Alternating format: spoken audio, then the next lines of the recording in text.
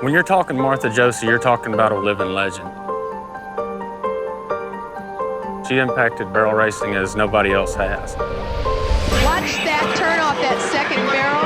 I'll tell you one thing, because she is an excellent rider. There'll never be another Martha Josey, ever. She's going to do it again tonight. Take a run at her. All right, Lynn, she's placed in every go so far. Nice run for Martha.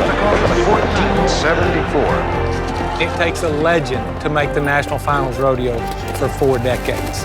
Not only did she win world championships, she took that knowledge and passed it on to other people. Hundreds of thousands of lives have been touched. How many little girls are going to remember Martha Josey and what she's helped them do in their career? Martha definitely had to overcome a lot of odds in her life. Medical doctors telling her, you may never walk again. I think that adversity brings out the best in a person. You can do anything you want to if you want it bad enough. This is Martha Josey, just what it's going to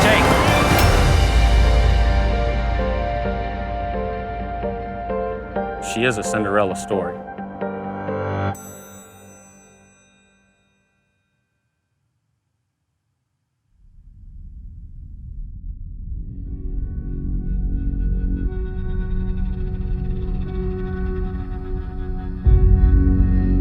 Horses are the greatest thing that can happen to people.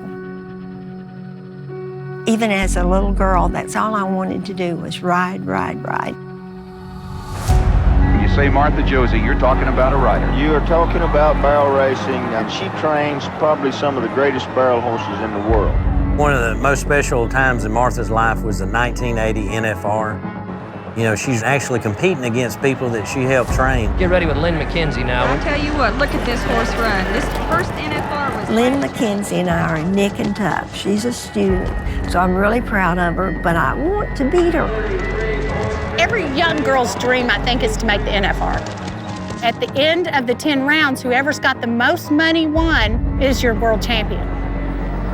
It was down to the 10th run, and that's when it's pretty exciting. I'm thinking, I want this run, and I want it bad. It is the toughest. We drive thousands and thousands of miles for 16 seconds. You're in the road 24 hours a day. You stop, you fuel up, you have blowouts, you have trailer malfunctions, you have horse malfunctions. 16 seconds into it, and it's over.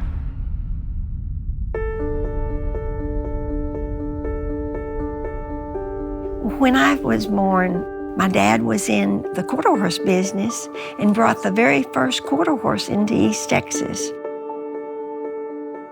My memories of Daddy and I would riding down into the meadows and the cornfields. He loved horses, and he really instilled it in me. You know, he wanted me to be a cowgirl.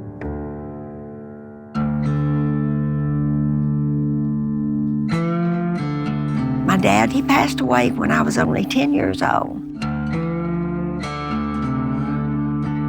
It was very hard because being a daddy's girl, it really took a toll on me. And my mother actually had to sell all the horses, and we had no way to take care of them. But she kept one stallion, thinking that someday maybe I could get to ride again. And then one day, I went to a rodeo in Shreveport, Louisiana.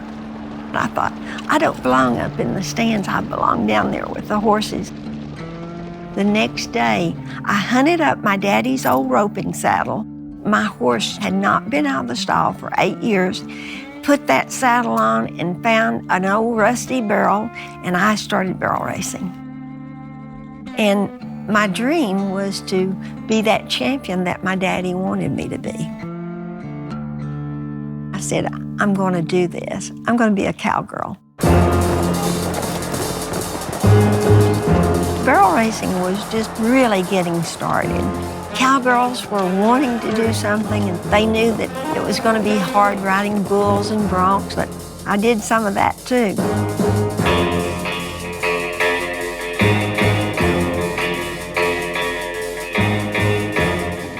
I think back then the girls just went and had a good time and said, well, we're going to do something too. So they invented the sport. 3 barrels and the fastest horse wins.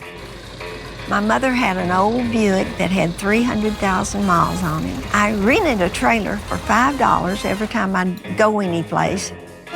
I just had that drive, and the barrel racing just really came kind of natural.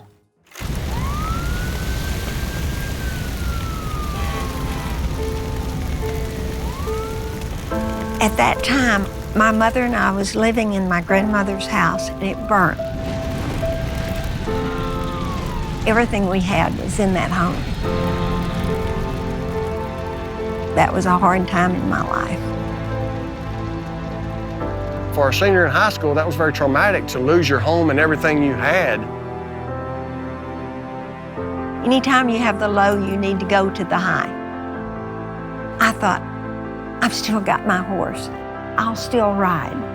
And I made up my mind I could do everything I wanted to. In spite of the difficulties that had occurred, and I shouldn't use such a word as difficulty when I'm speaking of losing your house and of losing your father, such a benign word. No, in spite of the disasters which had occurred in her life, she could have quit. That's not in her. Been to